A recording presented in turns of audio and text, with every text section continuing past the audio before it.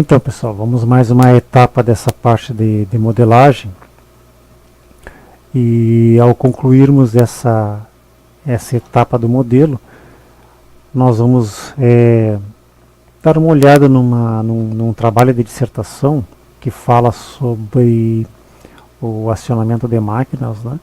Onde também é tratada a questão da modelagem. Então nós vamos ver alguns aspectos de similaridade entre as equações, para que a gente possa observar que existe uma analogia e existem processos. Esses processos são semelhantes, mas cada máquina em particular tem as suas características peculiares, certo? Então, para que nós possamos visualizar essas diferenças, então a gente vai dar uma olhada nisso aí na sequência. Então, voltando ali a nossa modelagem, né? Então nós temos, né, que embora essa relação de frequência normalmente não é incluída nas equações de tensão em regime permanente, isso faz com que as equações que anteriormente a gente desenvolveu, elas sejam válidas para quaisquer frequências de tensão aplicada, mesmo quando a frequência ômega-b com a qual as reatâncias foram determinadas for diferente da frequência da tensão aplicada ao circuito equivalente. Então a equação 4174 e 4175 são essas aqui, ó. Certo? Então, elas representam o sistema independente da frequência. Porque se eu for trabalhar com reatância, eu for trabalhar com indutância, eu vou ter que estabelecer essa reatância e indutância com um valor fixo de frequência. Porque a reatância indutiva, o que é? É ômega L, ou seja, 2πfL. Então, para eu determinar a minha reatância, eu tenho que ter uma frequência específica. E nesse caso aqui, como está embutido o ômega-b, que é a frequência na qual as reatâncias foram calculadas, mesmo eu não usando esta frequência, eu ainda posso utilizar essa equação para esse modelo de circuito equivalente para qualquer frequência que eu tiver disponível. Certo? É isso que ele está dizendo lá nesse ponto aqui, ó. Que normalmente isso aqui não é incluído nas equações em regime permanente. Mas essa inclusão faz com que aquelas equações sejam válidas para quaisquer frequências da tensão aplicada. Mesmo quando a frequência ômega-b com a qual as reatâncias foram determinadas for diferente da frequência da tensão aplicada ao circuito. Correto? Bem, o torque eletromagnético em regime permanente ele pode ser expresso em termos das correntes na forma fasorial, escrevendo-se o torque em termos de correntes no eixo de referência síncrono. Certo? Então aqui ele tem uma forma de demonstrar isso, né, numa forma fasorial. Correto? E entrando fasorial, a gente entra na matemática, né, de números complexos. Então é uma forma dele representar aqui tanto as grandezas do estator quanto as grandezas do rotor, né, que estão envolvidas nesse dimensionamento aqui, ó. Certo? Então vamos ver o seguinte, ó. O torque eletromagnético ficará então, ó, o torque tem relação com o número de polos, as reatâncias de magnetização, a frequência na qual essas reatâncias foram determinadas e a parte real desse argumento aqui, ó, desse número complexo, certo? Então as características torque e velocidade ou torque e escorregamento em condições de regime permanente balanceado de uma máquina de indução merece uma discussão. A grande maioria das máquinas de indução em operação nos dias atuais são excitadas somente no estator, certo? Sendo que os enrolamentos do rotor são curto-circuitados. Lembra que nós falamos lá no começo, né, que nós íamos fazer a modelagem para os 3 enrolamentos do estator e 3 enrolamentos do rotor. E chegado num determinado momento nós faríamos a redução do modelo para a adequação do modelo para o caso estudado. Então aqui é o ponto, ó. Então nas máquinas, né, a grande maioria das máquinas eu tenho enrolamento só no estator. E o enrolamento do rotor são curto-circuitadas, né? Além disso, né, a grande maioria das máquinas de indução possui um rotor do tipo gaiola de esquilo. Nessas condições, o VZAR é zero. Então, o nosso IZAR, que está aqui dentro, né, é esse termo aqui, ó, essa expressão aqui, ó, né, aonde entra aqui, ó, as resistências, né, do rotor, né, aqui entra as reatâncias, né, próprias do rotor, as reatâncias de magnetização.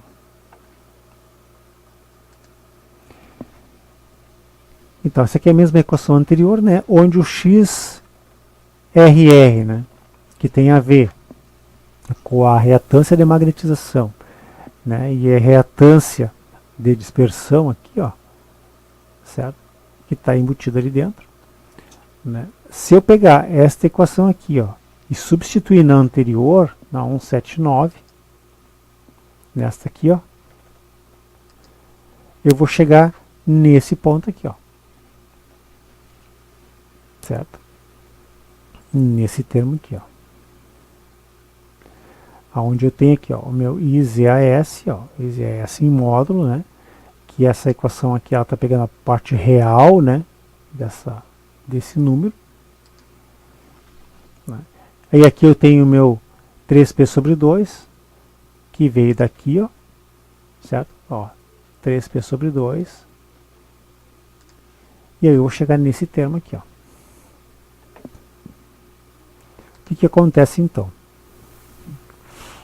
A impedância de entrada do circuito equivalente. O que é a impedância de entrada, né, pessoal? É a impedância vista da entrada. É igual a zero. Ó. Com VZAR é igual a zero. Então, essa aqui vai dar a minha impedância. O XSS é igual ao XLS mais o XM. Correto?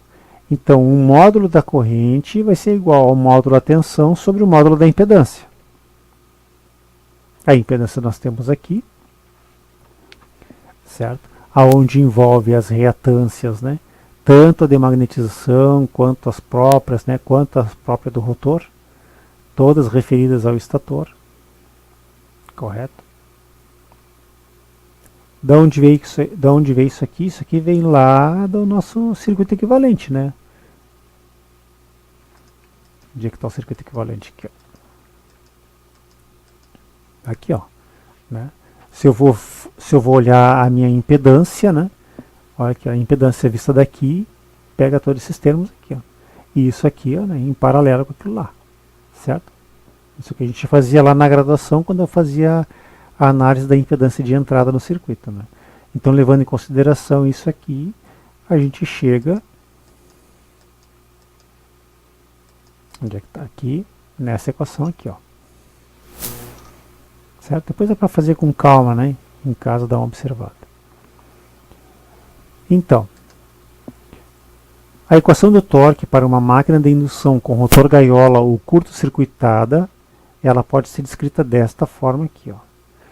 É lógico, né, pessoal? A gente vai ver, a gente encontra diversas fórmulas para o torque, né? Então aqui a gente está levando em consideração um circuito equivalente no qual eu posso utilizar qualquer frequência de trabalho, mesmo a frequência que eu não utilizei para calcular essas reatâncias. Então, num sistema onde eu tenho o diagrama, o circuito equivalente a tradicional, então não existe esse termo aqui, ó, né? É feito só para 60 Hz por fase, correto?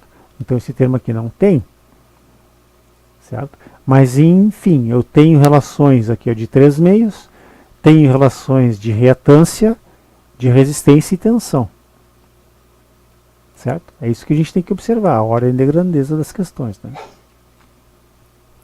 Então essa aí seria a equação do torque, né? Então, uma expressão para o escorregamento, para o torque máximo, pode ser obtida derivando-se, né, essa equação aqui, ó, em relação ao escorregamento. e igualando o resultado a zero. Então, onde é que eu vou ter, né, o torque, o escorregamento para o torque máximo? Como é que eu calculo o valor máximo de uma grandeza, né? Eu derivo essa grandeza igual a zero, para qualquer função. Ou o valor máximo da função é a derivada da função igual a zero. Então aqui eu quero saber, para o escorregamento, para o escorregamento, para torque máximo, né, tem que derivar essa expressão aqui e igualar a zero. Certo? Aonde eu vou ter aqui, ó, o escorregamento para torque máximo vai ser o quê? A resistência do rotor referida ao estator vezes G. O que é G? G é tudo isso aqui, ó. Certo? Tudo isso aqui. Que saiu daqui. Então, com isso, a gente chega nessa característica de torque velocidade ou torque escorregamento. Típico, né? Nos motores de indução com rotor em curto-circuito. Então, normalmente, quando a gente vai analisar a curva de torque do motor, a gente pega esse quadrante aqui, ó. Certo? Onde eu tenho um torque de partida inicial, depois eu tenho o torque máximo, né? E depois eu tenho quando o escorregamento é igual a 1, eu tenho o ponto final aqui. Então é essa curva de torque aqui, ó. Certo? Cada motor tem a sua própria curva de torque. Então aqui é a região do motor, onde é a região da máquina onde ele está funcionando como motor. Aqui é a região da máquina onde está funcionando como gerador. Certo? Então esse é o nosso foco aqui, ó. Curva de torque. Então eu vou ter um torque máximo, eu vou ter um torque de partida. Né? Quando eu vou dimensionar um motor, o que eu tenho que levar em consideração? Primeiro eu tenho que saber se o torque de partida é superior à curva de carga da máquina que eu estou acionando. Porque se a curva de carga for acima do torque de partida, então o motor não tem condições nem de partir essa carga. Né? Então o torque de partida tem que ser maior. Tá certo? Para poder acionar esta máquina. Então tem que ter curva de torque do equipamento que a gente está acionando. Certo? Então, dois valores de escorregamento em torque máximo são obtidos. Um em operação motor e outro em operação gerador.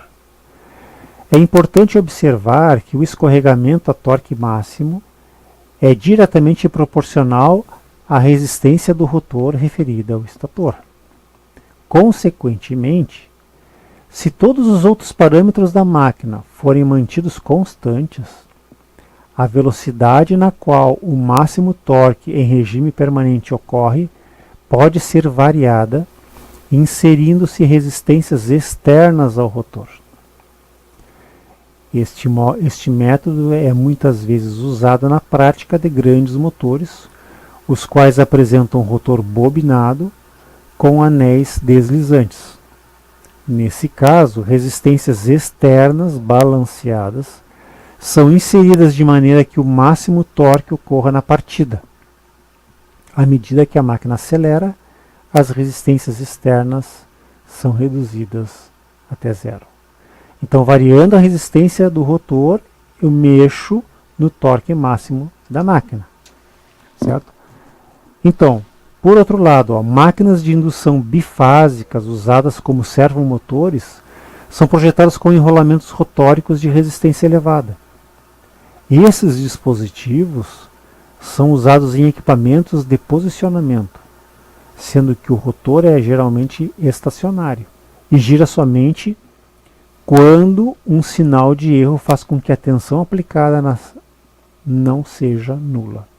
Consequentemente, torque máximo deve ser obtido na situação de rotor parado ou próximo dessa situação, de maneira a obter-se resposta rápida do sistema de posicionamento. Então, se nós substituirmos uma equação na outra, né, o torque máximo é expresso desta forma aqui, ó. Se eu substituir a 187 na 186. Então, se eu substituir a 187 ó, na 186, eu vou chegar nessa equação de torque aqui, ó.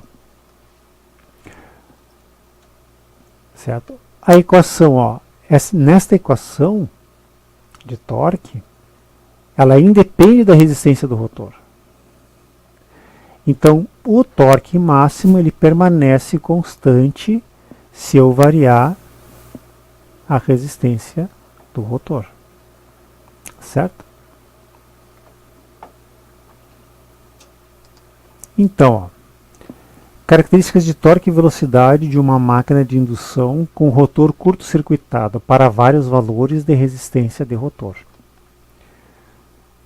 Acontece aqui, ó, o valor do torque máximo ele permanece constante, mas a condição da ocorrência dele, ó, eu posso alterar.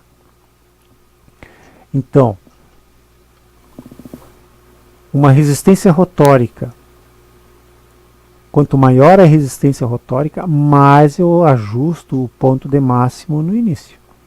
Então, quando eu preciso de uma máquina que tem um alto torque de partida, eu posso ajustar o torque máximo dessa máquina para esse ponto aqui, o quê? Fazendo o quê? Aumentando a resistência do rotor. Então, o caso que ele disse antes, né? Eu acrescento resistências ao rotor, aumento essa resistência, dou um torque máximo na máquina, e depois, ao longo do tempo, eu começo a retirar essas resistências.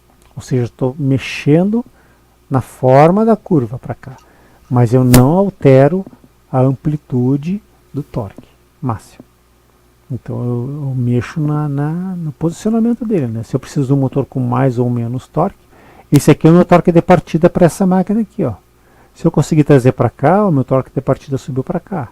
Se eu conseguir vir aqui, ó, o meu torque de partida está aqui, ó, bem maior. Certo? Então é isso que a gente está querendo mostrar aqui. Certo? Que eu não mexo na amplitude, mas sim eu desloco o ponto de máximo ao longo do eixo. Certo? Bem. Então aqui, pessoal, o que a gente vai... Antes da gente entrar nessa discussão aqui da parametrização, nós tínhamos um questionamento na semana passada que era sobre o funcionamento, né? O funcionamento do motor, ou como se comporta, né, o torque do motor em função da frequência. Certo? Então aqui, ó, a gente pegou um motor de indução. Então a gente pegou já pegou um assistente técnico, né, que já tinha uma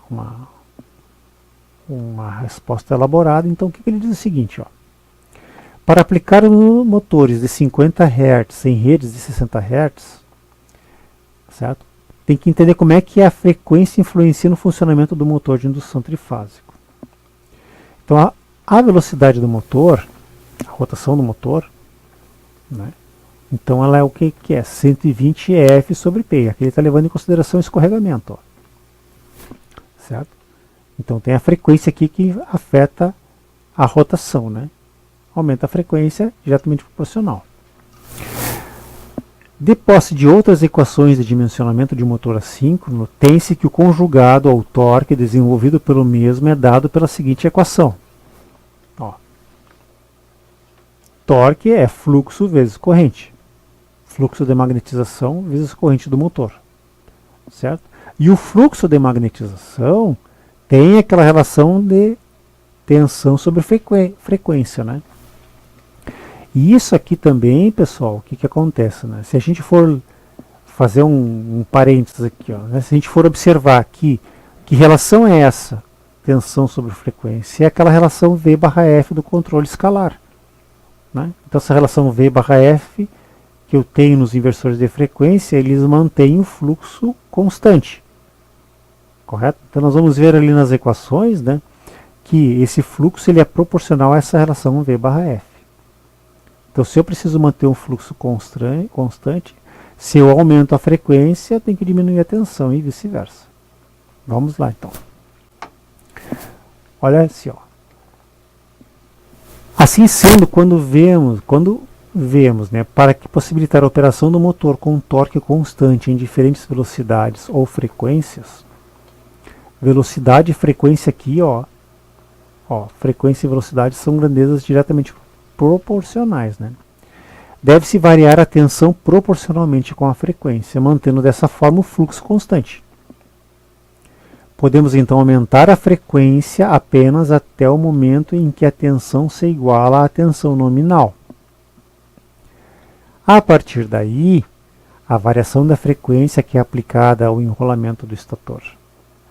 Certo? Então, depois que eu cheguei na tensão nominal, né, vai ter apenas a variação da frequência que é aplicada, porque eu cheguei na tensão nominal da máquina. Né? Então, até aquela relação eu posso variar. Com isso, determina-se uma área acima da frequência nominal, chamada de região de enfraquecimento de campo, ou seja, uma região onde o fluxo começa a decrescer e, portanto, o torque também começa a diminuir. Torque é função de fluxo.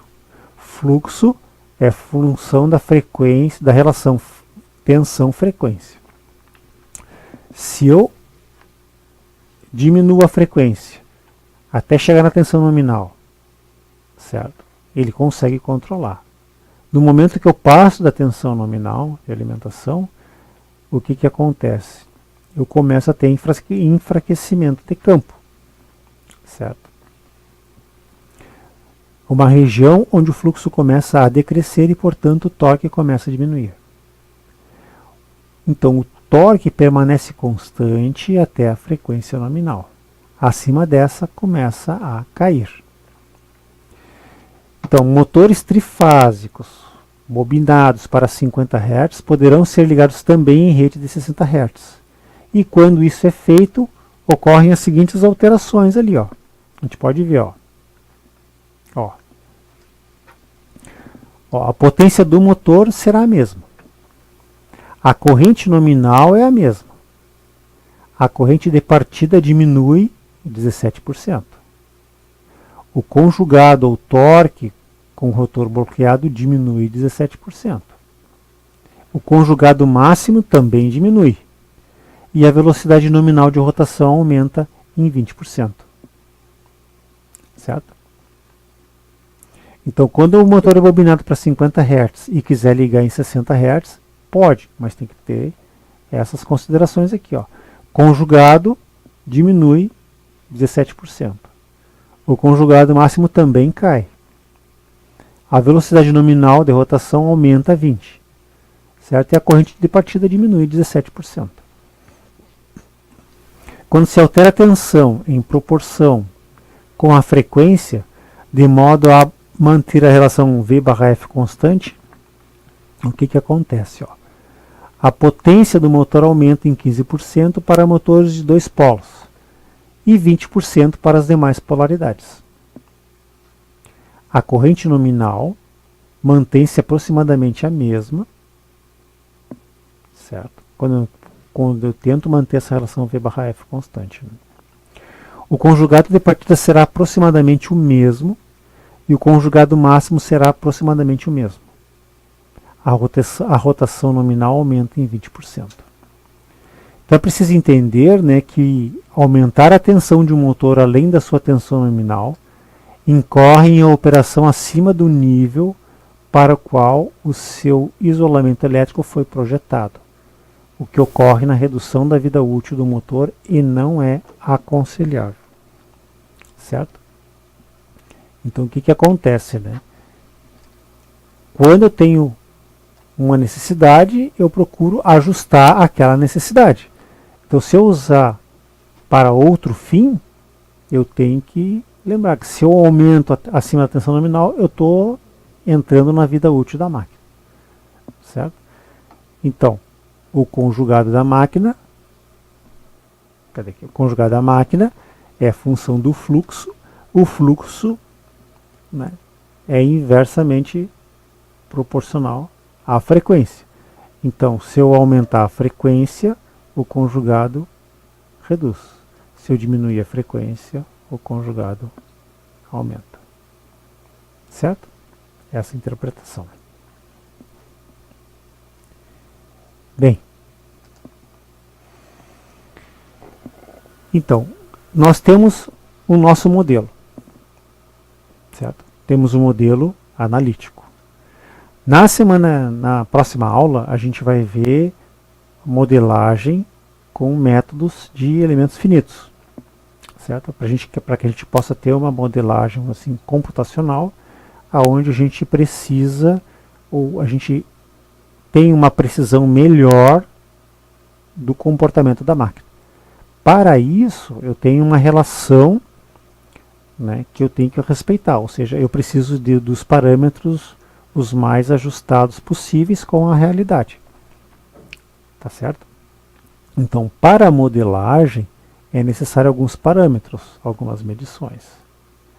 Então, nós vamos ver na sequência que existem ensaios com os quais eu consigo determinados parâmetros. Certo? Ensaios de laboratório. Existem parâmetros que eu não consigo determinar diretamente por medições. E existem parâmetros que, em função de eu fazer o ensaio várias vezes, a tendência desses parâmetros é ser essa. Então, na bibliografia nós encontramos referências, nos ensaios nós encontramos referências, né, e nas equações nós encontramos referências. Certo? Então, muitos dos parâmetros, se eu preciso fazer uma simulação, se eu preciso fazer uma modelagem, eu encontro parâmetros na bibliografia, eu encontro parâmetros nos próprios ensaios dos motores, e alguns parâmetros muitas vezes eu não encontro. E aí eu tenho que ir pelo método experimental de fazer os ensaios, de fazer um, fazer outro, até que a gente possa ter esses parâmetros. Certo? Então, a cada vez mais existem mais estudos, mais simulações, mais a tecnologia se desenvolve, de forma que eu consigo interrelacionar esses parâmetros a fim de ter os dados necessários. Correto? Então, vamos lá. Então, tem essa determinação de parâmetros aqui. Ó. Tem uma dissertação do Souza, que ele faz o quê? A determinação de parâmetros de máquinas síncronas pelo ensaio de resposta em frequência. Esse aqui é um método que ele utilizou, certo? Proposta metodológica com inversor de frequência, certo? O objetivo dessa dissertação para a gente tem dois enfoques aqui que eu quero colocar com vocês. O primeiro é essa questão dos ensaios com parâmetros, certo? E o segundo é mostrar que ele também fez uma modelagem de uma máquina síncrona e que a gente tem muita similaridade nas equações. Correto? Então a gente vai abrir, esse material já está com vocês também, então a gente vai abrir agora a dissertação e vamos dar uma olhada ali nos modelos que ele desenvolveu segundo a bibliografia que ele está utilizando. Então vamos lá. Né? Então aqui, ó, a parte da dissertação dele, né? Que ele fala aqui, ó, a descrição da máquina, da matemática da máquina síncrona. Certo? Então o que ele está comentando aqui? Ó? Tomar como base para a modelagem, a seguir máquinas síncronas com enrolamentos de armadura trifásico. Certo? Então, além desses enrolamentos, serão considerados os enrolamentos de campo em corrente contínua e os enrolamentos amortecedores. Esses últimos serão representados através de enrolamentos físicos, ou no caso, de rotor sólido, através de correntes induzidas na superfície do rotor. Então o que acontece é que toda vez que ele vai fazer, ou que a gente vai fazer um trabalho de modelagem, aqui ele está colocando as condições de contorno que ele está fazendo. Né? Certo? Então aqui, ó. Para obtermos as seguintes relações de tensão e fluxo concatenado para os enrolamentos anteriormente mencionados. Aí ele cita aqui a referência. Ó. Então olha aqui o que nós temos aqui. Ó. Tensão, ou força eletromotriz aplicada, o que é? Ó, um RI e uma derivada do enlace de fluxo. O mesmo formato das equações que nós vimos. Certo? Então, o sinal negativo obedece à adoção da convenção do gerador no equipamento. Então, como a gente estava vendo a questão do motor, ele está analisando a questão do gerador. Então, a questão do motor, o que acontece? Eu injeto uma corrente. E no gerador, o que acontece? Eu obtenho uma corrente dos enrolamentos. Então, aqui é a questão do sinal. Só isso. Mas esse formato aqui nós vimos na aula de hoje, que nós temos a modelagem da resistência da bobina e mais o enlace de fluxo, que envolve a mútua e envolve a indutância própria. Em função disso, para os enrolamentos de campo e amortecedores no eixo direto e quadratura também tem, só que ele coloca uma outra nomenclatura aqui, certo? Mas também é o mesmo modelo, certo? Nos quais os índices JK para J igual a K representam resistências do enrolamento amortecedor. Para J diferente de K representam relações de resistência do anel de curto entre as barras que constituem os enrolamentos amortecedores. Certo? Lembra que a gente falou lá, que para eu mexer no enrolamento do rotor, eu acrescento resistências extras. Então nós temos um conjunto de resistências dos que a gente pode acrescentar.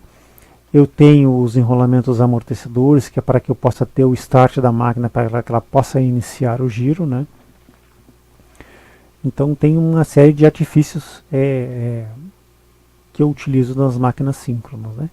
Então aqui ele tá fazendo essa modelagem, então ele está comentando essas questões. A gente não vai entrar, depois se vocês quiserem vocês podem ler o artigo, ler a dissertação toda. Eu só quero comentar apresentar para vocês que existe uma relação entre as equações que a gente está vendo das máquinas em geral. Certo? Então isso aqui é o que ele está colocando lá, são as equações, aquelas 6 equações que ele escreveu lá em cima, estão aqui, certo? Então da fase A é a derivada do enlace de fluxo, mais a resistência de A vezes IA, e assim por diante. Ele só escreveu na forma matricial. Depois ele pegou cada enlace de fluxo e abriu nas reatâncias, porque é mais fácil a gente trabalhar com reatância do que trabalhar com indutância. Certo? Nós já vimos também, Então, abrindo nas reatâncias cada uma das fases, cada um dos enrolamentos. Aí vai chegar também escrevendo esses enlaces de fluxo em termos de reatância, também chega nessa matriz. Correto? Então aqui, isso aqui também é parecido com a gente, orientação dos eixos direta e quadratura. Você pode ver que a nomenclatura se repete, sentido de giro. Certo? Relações angulares, a disposição dos enrolamentos a 120 graus. Lá nós tínhamos 2 π terços, aqui tem 120 graus. E toda vez que eu tenho posicionamento eu tenho ângulos, e tendo ângulos eu tenho as funções trigonométricas de seno e cosseno, até que a gente vai chegar.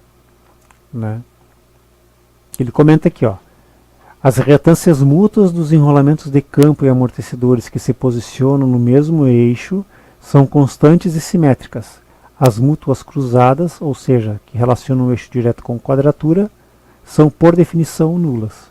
Então quando faz essas definições, então eu já anulo uma série de questões lá em cima. A relação de transformação. Então, todas as relações até agora mostradas consideram representações referidas às fases do enrolamento da armadura. De modo a simplificar o desenvolvimento matemático, utiliza-se a transformação de Park, a qual transforma as grandezas de armadura para o referencial de Q fixo do rotor. Olha aqui, qual é o formato que tem isso aqui? Leva 2 terços de cosseno θ. Aqui nós tínhamos lá 2 terços de cosseno de θ menos 2 π terços. E 1 terço aqui. Então ele está usando a transformação de Park para fazer essa adequação no eixo de Q. E a antitransformada de Park é essa transformação na -1, que também gera aqui, ó, 1 em 1. Certo? Isso aí tem lá na apostila, né? Então a gente pode ver que a metodologia é muito semelhante, né, que a gente usou. Né? Ó, se agora a apresentação segundo os eixos de Q fixos no rotor. Né? Então eu vou pegar cada uma dessas equações com as simplificações que ela já tem e aí eu consigo ajustar. Né? Certo?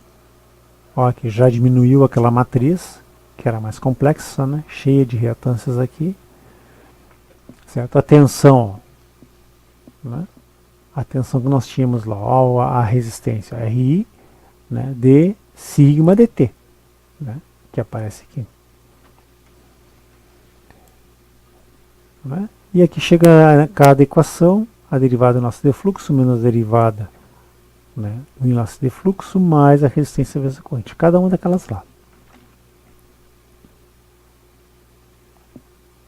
O circuito equivalente que ele está utilizando, ó, por isso que eu digo para vocês, né, que cada situação é uma situação, né. Ó, podemos representar as relações representadas em 3.21. Cadê o 3.21 aqui, ó? 3.20.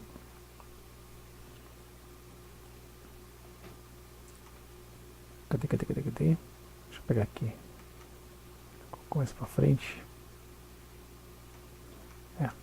Depois a gente chega lá. Aqui, ó.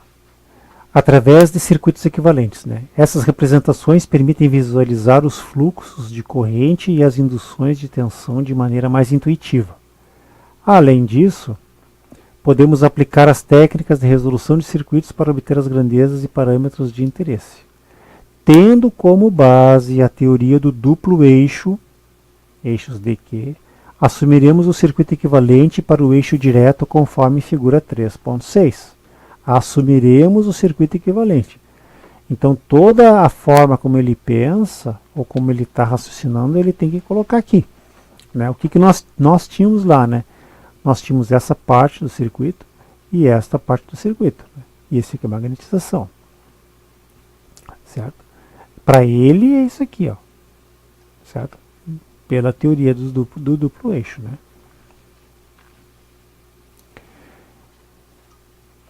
Correto? Então, no que diz respeito ao enrolamento de armadura, temos representados o fenômeno da dispersão, índice I, certo? Aqui é a dispersão, e da magnetização do eixo direto.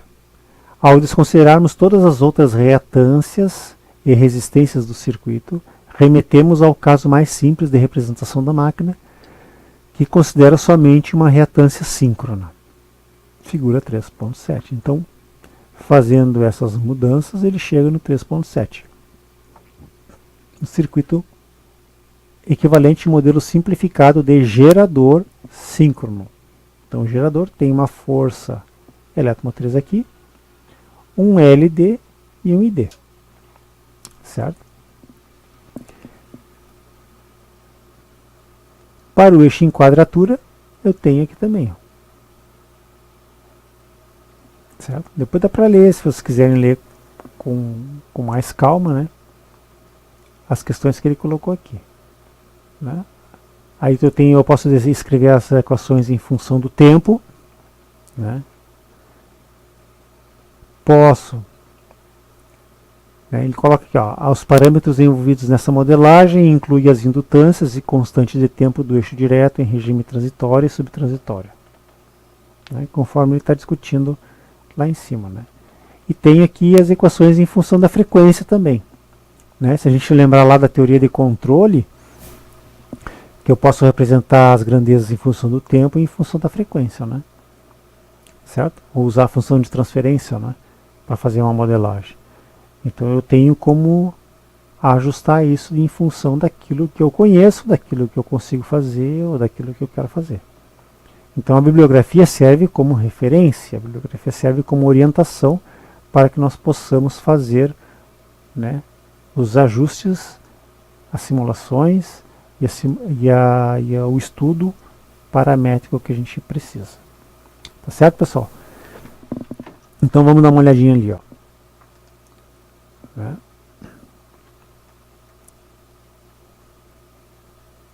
Então, o que, que nós temos, né? Então, para a utilização dos modelos matemáticos, a gente tem uma série de parâmetros, né? Então aqui, ó, depois do nosso intervalo, então nós vamos entrar aqui, ó, nesses ensaios para a determinação de parâmetros, alguns desses ensaios que ele apresenta nesse trabalho, certo? Ensaios que são tirados de normas, ensaios que são tirados dos fabricantes, né, que são desenvolvidos para que possam tirar as grandezas necessárias para colocar nos modelos, para simular, para entender o funcionamento da máquina. Okay? Então, após o intervalo, a gente retorna. Até mais.